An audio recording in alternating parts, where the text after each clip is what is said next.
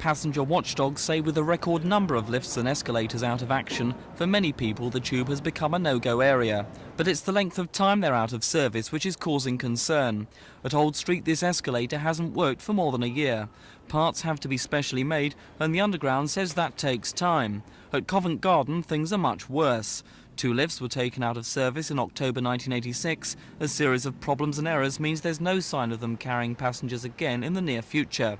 The Arger family from Walthamstow say when lifts and escalators don't work, it means they have to find an alternative way to travel. When you're walking down along flights of stairs, I'm always so worried that they'll just fall straight down, you know, the really steep ones in the middle, and it's just such a worry. So what would you take the bus instead, would you? We sometimes don't go.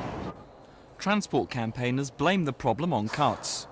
I think that in the past there's been maintenance little and often, but about 4 years ago, in results in trying to get more cuts in expenditure, London Underground have cut back on their lifts and escalators department altogether, and that's particularly affected maintenance.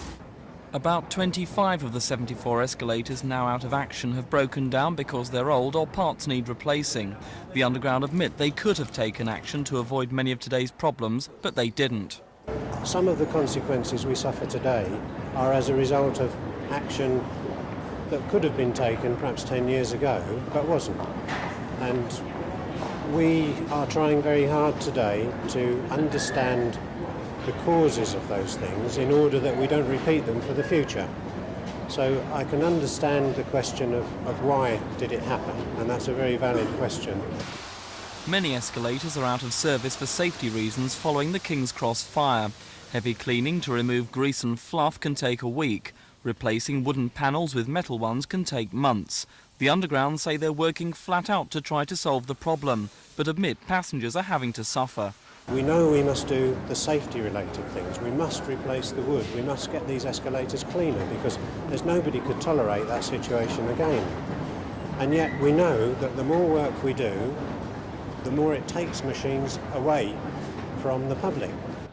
The Underground say they'll spend whatever's necessary to get their lifts and escalators up to scratch, but that could take several years. Meanwhile, it seems all passengers can do is wait and hope. This is Mike Pearce on the Underground for Thames News.